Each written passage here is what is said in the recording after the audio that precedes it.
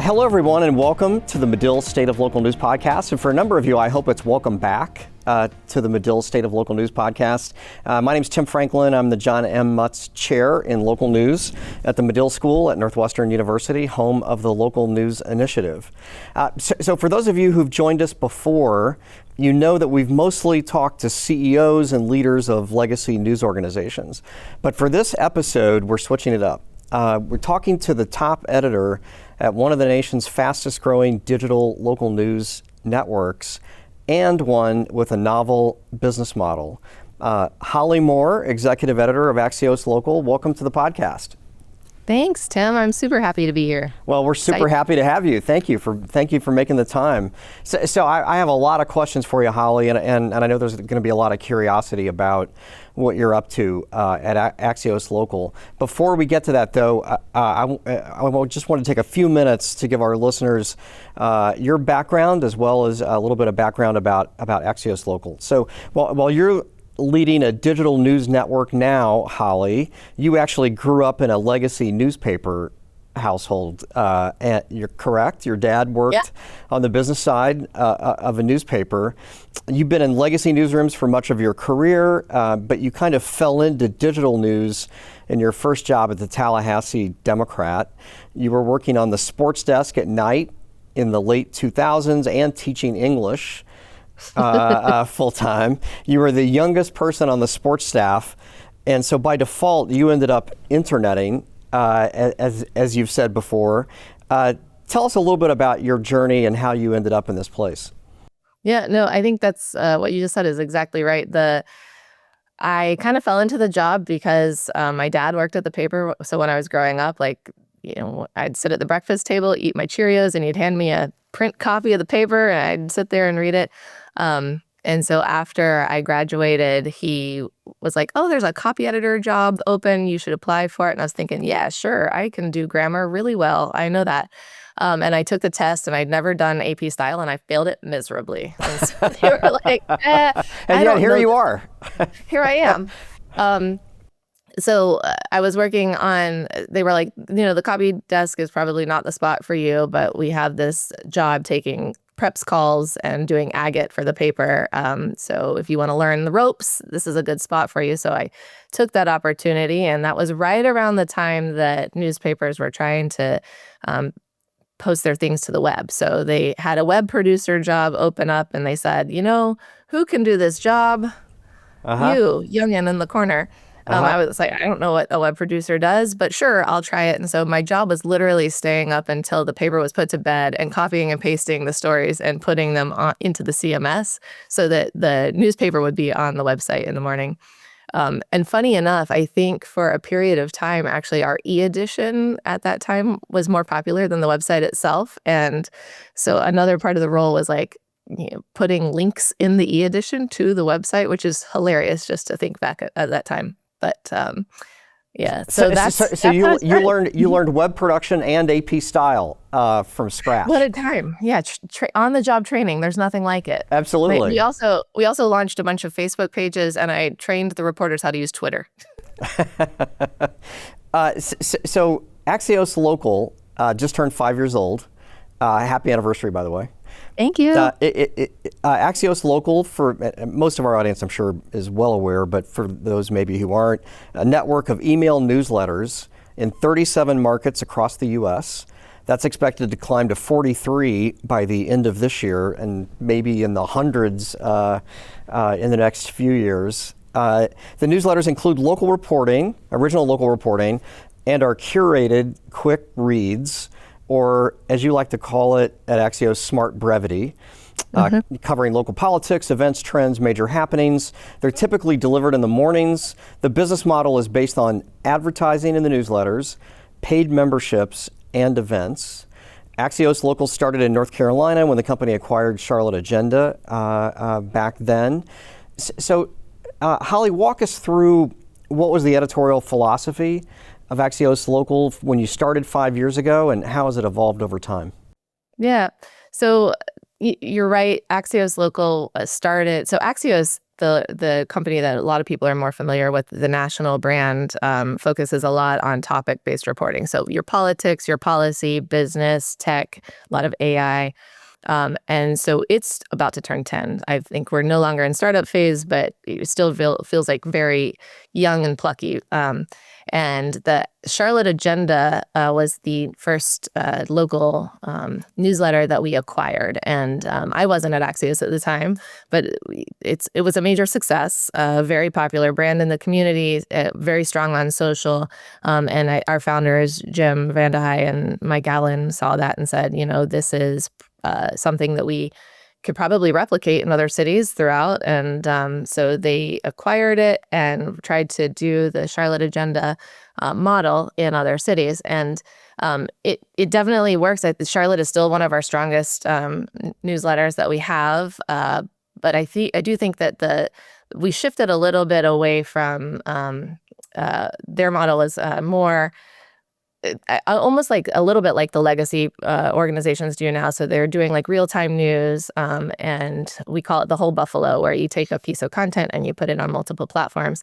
Whereas we have shifted into more of like a core newsletter as our core platform. We do also, we know that diversification is super important, and we are also on web, and we're launching social this year as well.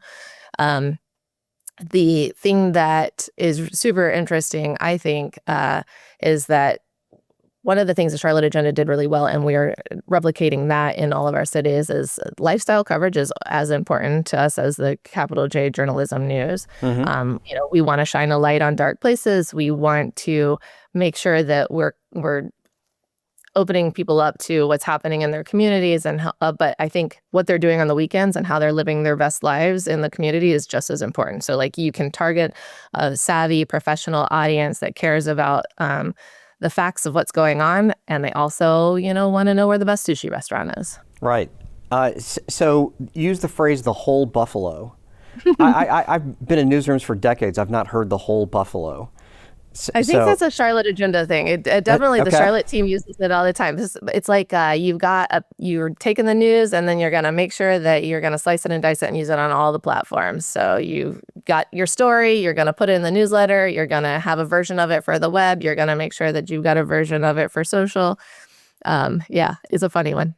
Yeah, that's great. I'm going to borrow that with full credit, of course, to our friends in Charlotte. So you're now in 37 markets. Mm-hmm. How did Axios Local pick the markets? And just a note about that. So it seems like you started off with a big city strategy here in Chicago, Denver, Philadelphia, Washington, Atlanta, San Francisco, et cetera. And now you've been moving into some smaller markets, Colorado Springs, Boulder, Scottsdale. Can you talk about how do you pick the markets, and are you now shifting to more of a suburban strategy? Yeah. So the inside joke in the newsroom is that anytime you hear one of the founders talk, they're going to add a 0 to the end of the number of cities we're going to be in eventually. So when I first started, the goal was we're going to get to 100 cities, and then it's 1,000 cities. We have heard the 10,000 number at one point. But the thing about that is, like, if you're going to be in 1,000 cities, you're going to be in some small places. So you're right. We did start off with a large city model. So when I acquired Charlotte Agenda, it was basically, we wrote a list of all the major metros and said, all right, let's get in all of them. We're not in New York and we're not in LA, but for the most part, the next 25 largest markets were there. But again, trying to figure out, like, so now we've made it this far. We're in 37 markets. How do we get to that next? How do we get to 100? Like, that's our next step. You're gonna have to get into some smaller places, and so we're super intentionally picking places where we can learn things about how to be in smaller places. Shout out to the Local News Initiative. I do look at that map all the time. Great, thank you. Yeah, thanks. Thank you. So I'm thinking constantly about, like, as news is declining in a lot of places, where is the need the greatest? And a lot of the places I see on there are suburbs. So, like, outside of these major metros, you've got giant population centers that are in need of news. And So is there a sustainable business in these places? That's like the number one question. I think that there is. I don't think it's ever that there's not a need or an interest in news, right? Like it's not that people want news.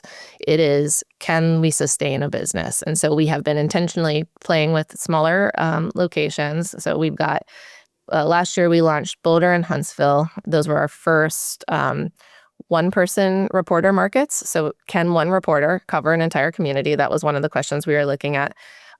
Huntsville is the only place that we've gone so far that doesn't have a daily paper. And so like, can we go to a place that doesn't already have news? So like, it's a pretty large community and it's growing. It's the fastest growing city in Alabama. We don't have any other markets in Alabama. So that was another thing we were looking at there is, can we do this? I'm not necessarily going to call it a news desert, but it's a news light area. Can we go into a news light area that is a fast growing community where we don't have existing support around it in terms of our own infrastructure? And the answer is like, the audience loves it. I think that the product is really strong. Our reporter there seems to be doing a great job. And then in Boulder, we were doing something similar, going to a similar size market with one reporter, but we do have Denver, which is nearby. And so obviously it's easier to do it when you're nearby. So we actually had a moment last year. The first vacation that reporter decided to take, he's from Hawaii. I know. How dare he? He's from Hawaii, and so he went to visit his family. So he was nowhere near. Like, I could not call him and be like, "Hey, I know you're on vacation, but could you come back and do this thing?" There was a terrorist attack in Boulder, but luckily our Denver reporters were able to hop up there and do the coverage. So lesson number one, yes, it's much easier when you're already around the area because you have that support built in. And so we launched Colorado Springs earlier this year with the same idea. Like, we're doubling down in Colorado. We also just launched Douglas and Arapahoe County outside of Denver. So that's, again, our first suburban area. And we have one reporter that's actually going to cover both of those counties. And so that is another intentional test. Can one reporter cover such a large swath of geo? Luckily, we hired a really smart, very excited, like his energy level on a scale of 1 to 10 is probably a 12. I think that Robert's going to do a great job there. And one of the other things we've learned along the way, which is maybe obvious if you think about it, but it is best to hire somebody that is of the community. So like he's from Arapahoe County and he lives in Douglas County. And so he's got deep roots. He knows all the people and all the places and all the things that are important to that community. Well, first, thank you for mentioning the map. And you also raise a good point. In doing that, understandably, there's a lot of focus on news deserts in rural areas, and it's a serious problem in rural areas. But one of the less reported facts that we've come across in our research is that in Illinois, for example, half of all the newspapers that have closed have been in the suburbs outside Chicago because of consolidation, primarily in companies. But this is a serious problem, and there are serious voids in suburban areas and of course within cities themselves as well. I don't want to minimize that, but so I think it's interesting that you're looking at the suburbs and filling some of the void that exists and actually that's growing in suburban areas. So anyway, that's really interesting. Yeah. Well, I don't know if you can tell, I live in the suburbs. This is where I'm at home right now, and so it's definitely near and dear to my heart. I'm in Northern Virginia outside of DC, and I read our DC newsletter every day, but they're not going to cover the things that's being built behind the Home Depot where I am right now, which is something I Google nearly daily. Right. Well, so let's talk a little bit more about kind of editorial strategy and philosophy. I've seen readership data that shows the growing popularity of the Axios Local newsletters. Certainly in Chicago and in other markets.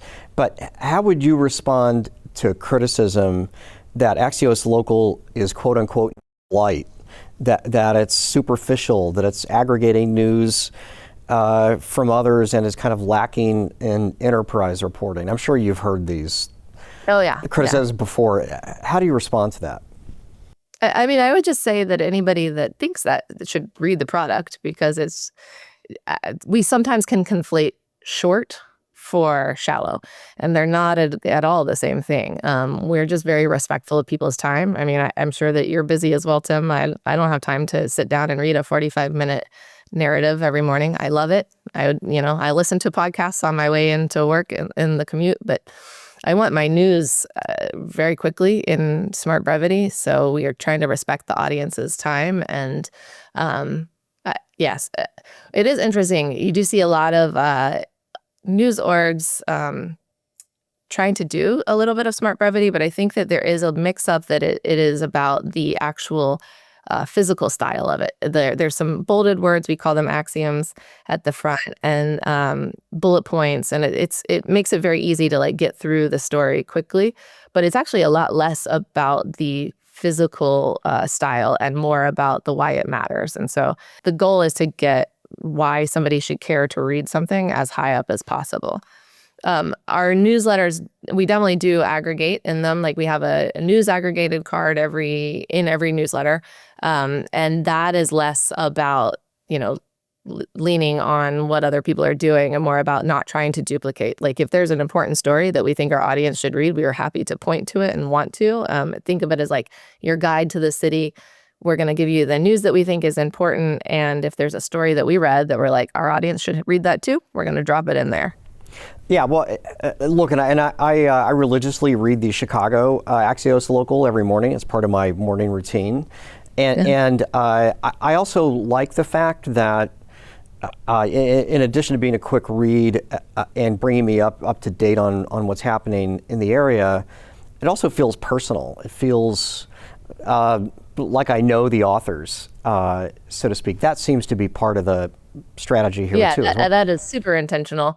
And Chicago is they have a lot of personality. I don't think I could stop it from coming out even if I tried, but it is absolutely something that we want to be a part of how we cover the news. I think having somebody that is, again, your guide to the city, I encourage them to put their faces in there as much as they are comfortable doing so. I want them to talk about it. They are living their lives in their towns alongside our readers. And so they should know that. Like part of our value proposition is that we are there in the city with you. So they should they're very personality driven. When I think about like the core pillars of what we're doing, community connection is really important to that. I don't want it to be some anonymous talking head on the other side of your email. I want it to be somebody that you can grow a relationship with and trust. And actually, there is this piece of newslettering that is really compelling to me because it is a direct line of communication too. So it's almost like there is a reciprocal relationship there. Like if you respond to your Chicago email, even though it looks like it's going to Chicago@Axios.com, it's going directly to the inboxes of the people that are writing it. And so you can get a response from them. And so there is a definite relationship building as part of our model. Yeah, that's great. They may be getting more emails now as a result of your pointing that out. So let's talk a little bit about the newsletter strategy at Axios Local and at other news organizations as well. Are newsletters the best vessel to reach news consumers these days? The direct-to-consumer relationship, there's a convenience of reading that comes with newsletters. There's also this sense of completion. There's a beginning, a middle, and an end because you can't read the entire internet. Talk a little bit about kind of the whole newsletter strategy, which is really at the center of everything you do. Yeah, I mean, I think that's right. There's a direct relationship. We're in your inbox every day. Once you get that subscriber signed up, it's a pretty passive relationship. They don't have to actively go seek it out. It's going to be there. Our target audience is professionals, so they're probably in their inbox every morning. Maybe I'm embarrassed to say that I am checking mine in bed every day. That's the first thing I do. You're right, there is a sense of completion. Like we've delivered what we think you need to know today, and then you're done with it and you don't feel like you've missed out. So I do think that newsletters is a very strong, if nothing else, the best direct distribution channel.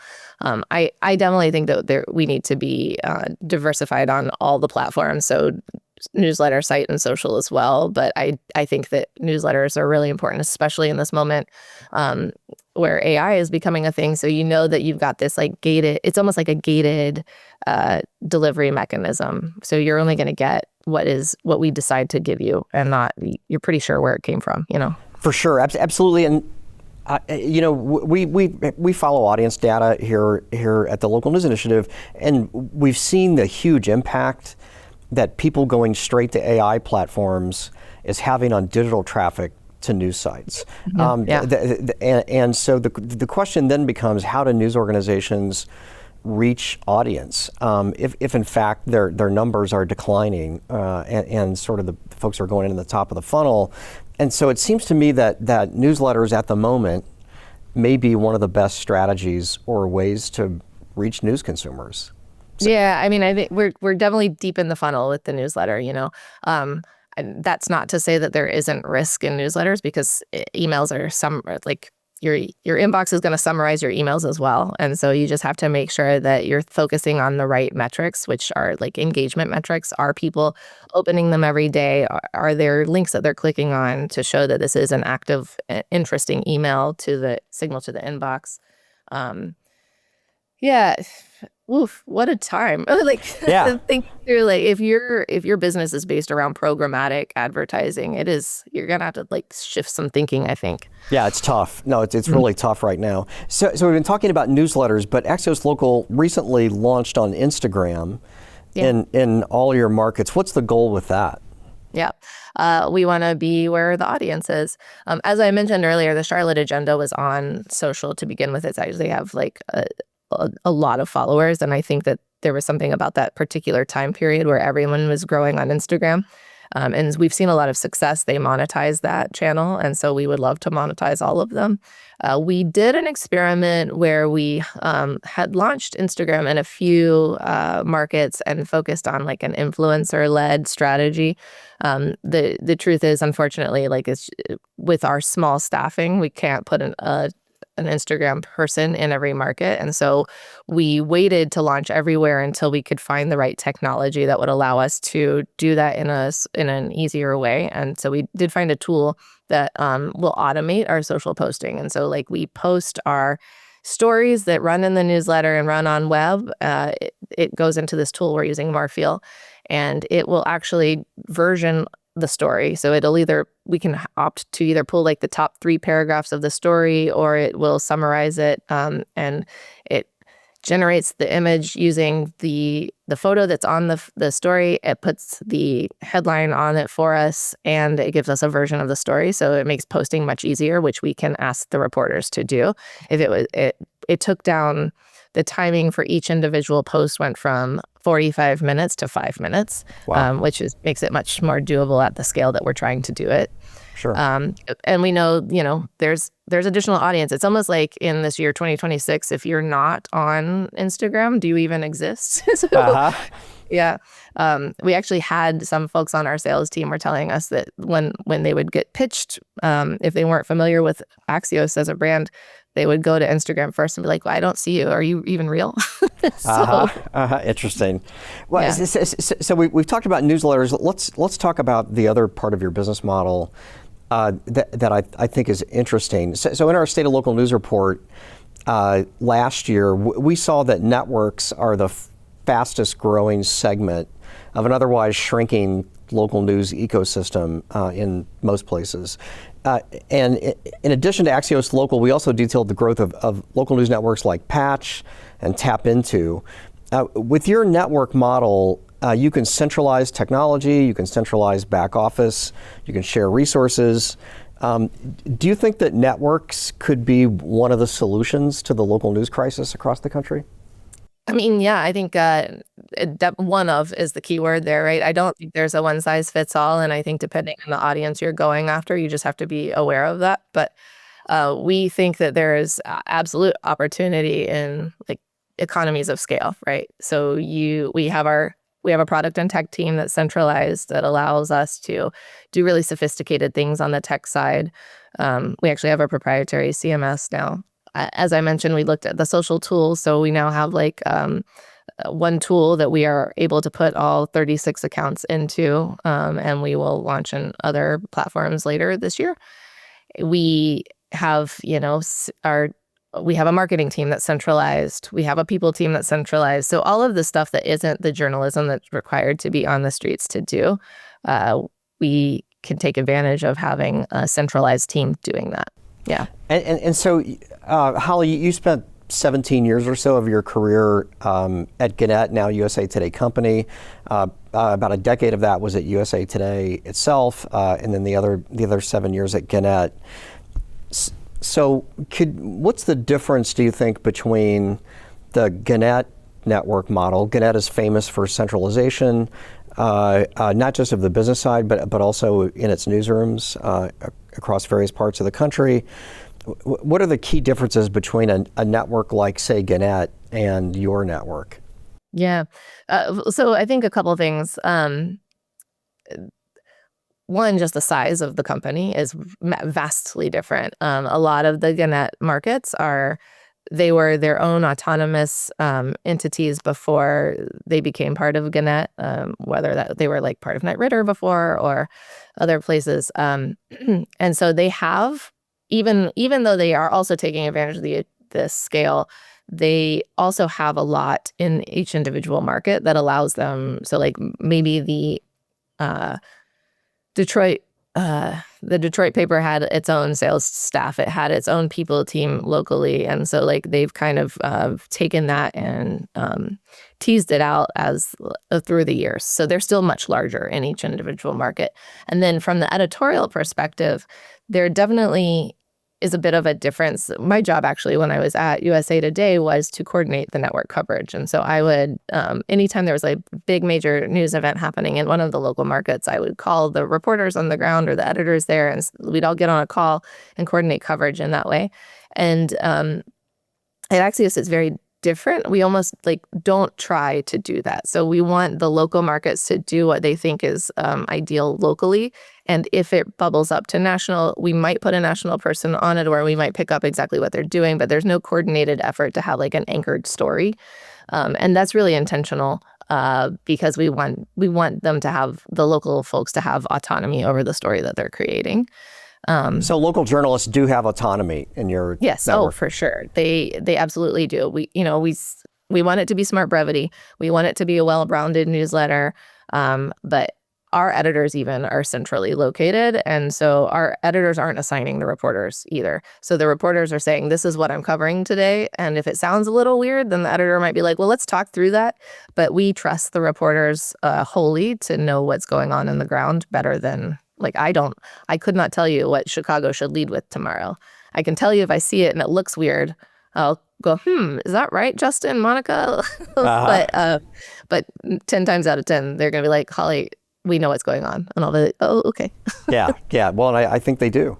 So we're actually, I can't believe how quickly this has gone. We're about at time. But before we go, I did want to ask you about AI and how you're using AI, where you see your use of AI going. Because I think there's this is something being debated and discussed in a lot of newsrooms across the country right now. Yeah. So I think that we are a pretty AI offensive organization in that, like, we see opportunity with AI. We're very much in the sandbox playing with it. I'm encouraging my reporters every day to get it. We have an enterprise chat GPT. We have a partnership actually with OpenAI. They funded some of our launches, though I will just note that there's no requirement that we use AI in the reporting as part of that partnership. I do want them to look and see, like, what is this technology capable of? We want to know how we should be using it in the future. We're doing some really interesting things that maybe this time next year we can get on the podcast again and talk about it. Sure. But like looking through what are the best uses of it. We know that what the journalists can do only is be creative and be on the ground. And honestly, that's great. That's what I want them to do. What I don't want them to do is commodity news, spend a lot of time formatting stuff, sweating over headlines. We've seen some really interesting innovations that have actually bubbled up from the reporting teams themselves. I've got one reporter in Boston who has built what he calls a finisher using Gemini. He built a gem that it reads his emails and it says you use this image as your news roundup image the last 5 days in a row. So here's what I recommend you use this time. And it's just like there is this mental load that happens at the very end of the day for our reporters where they're just having to go through and like, did I do the headlines right? Did I do the metadata right? Do I have all the images? Are the sources like, can I have it read and edit this really quickly? And so the name of the game for us and using AI is like, how can it take some of the burden of the formatting, of the assembly, just the production pieces off of their plates and allow them to focus on what they do best, which is the journalism on the ground. Do you foresee using AI as published writing in your newsletters at some point? I will say that we always will have a human journalist doing the load of the work. I'm not going to say never say never, because I can already see uses where like, could it do the news roundup that we were talking about, the aggregated stories, and write one sentence summary of what the story is? Or could it pull a list of events that we can put into the right order and read through and edit? But the ideas for the stories should come from the brains of the humans that we're employing. Yeah, humans in the loop. Mm-hmm. Humans in the loop, my favorite word. Right, right. And buffaloes, too, in some places. Yep. Whole buffalo, humans in loop. Write them down. Holly Moore, thank you so much for taking the time to join us for the podcast. We're really grateful for your time, and we should have you back on to talk about AI and what else is happening maybe next year. So also thanks to our audience for joining us today. As always, you can find us on Spotify, Apple Podcasts, YouTube, and the Medill Local News Initiative website. I'd like to take a minute to thank our supporters of the Medill Local News Initiative and this podcast, especially the Knight Foundation, MacArthur, and the Joyce Foundation. So thank you again, and we'll see you next time.